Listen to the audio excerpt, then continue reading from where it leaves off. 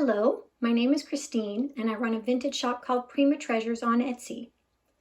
Today I wanted to talk to you about something that's a bit unusual, not the type of thing that you're likely to just run into on a regular basis. And that is this piece right here, which is actually a cast metal humidor. And I'll show you real quick so you can see. It's got a lid here. And what I'm assuming right here is a little cloth or piece of cotton that you can wet down because cigars are supposed to be kept with a little bit of moisture. So they've got that in the lid, which is what helps us kind of figure out that that's what the purpose of this lidded jar is. And then inside the jar, we have this kind of thin metal insert. It's got a lot of wear and age on it. And then you can see inside, this thing has pretty roughly shaped interior, but still colored. And then around the outside, I don't know, well, you can see that there's painted gold with red and green highlights. There's some cherubs here and there. And then right in the center, between these two cherubs, is a lion's face. And that's, you know, kind of the focal point of the whole design, is that you have this sort of fierce lion's head right there. But I don't know if you can tell, I'm going to lift this so you can see. This piece is pretty heavy. I'm actually having trouble picking it up with just one hand. And it falls down with quite the thud. Anyway, the reason I wanted to show this is because this is an older piece, pre-World War II, possibly turn of the century, made by a company called Kronheim in Oldenbusch. And they were producing these cast metal wares from 1895 to about 1940. So definitely pre-World War II and potentially Victorian.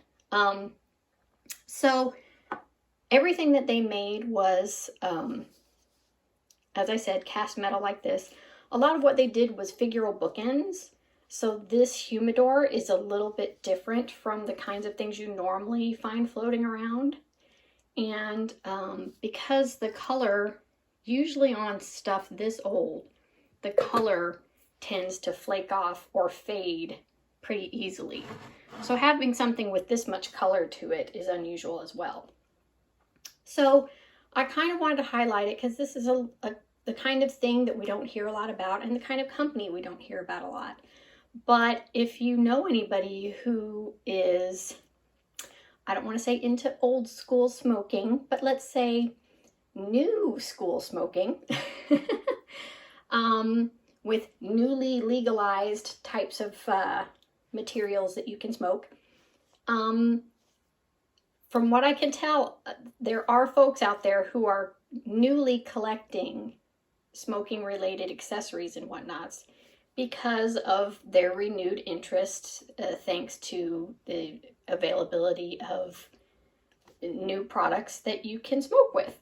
So anyway, this is the kind of thing that would definitely be kind of a statement piece for a collector. As you can see, it does have some wear and tear on it. The little knob here is kind of gotten crooked. Hard to say whether that's because the metal has relaxed or somebody actually bumped it. I would lean towards somebody actually dropping it or whatever, and that's why it's doing that, but you never know. But for the most part, you know, it's in pretty good condition for what we could assume to be 80 to 100 years old. And I don't know that you would necessarily use it. You could use it if you were willing to either replace this piece or just scrub the crap out of that piece so it looks better than it does.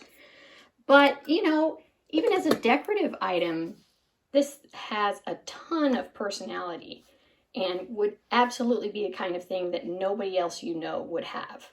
So anyway, I think this is an interesting piece because even though it's quite old, you can see from the graphics that I think it still has a look that would appeal to modern buyers, primarily because the design sort of lines up with a fantasy or medieval look, and we certainly have a lot of that going on right now in television and media. So I don't think it would necessarily look out of place in a modern, let's say, home office or man cave, that kind of thing. But this is the kind of thing that's a little more unusual, off the beaten path. And so if you were to come across things like this, it would definitely be worth a second look. So I kind of wanted to showcase it because it's unusual and because you never know when you're going to run across something like this. There were definitely people, you know, in the 50s to 70s who also very much collected what we call tobacciana. And that would fit into this category because it is smoking related. And so there's still a lot of stuff like this floating around, primarily because of those folks in the mid-century era who were also into smoking and into collecting things that were related to it. So anyway, I hope you've learned something today, and I appreciate you watching. Thank you.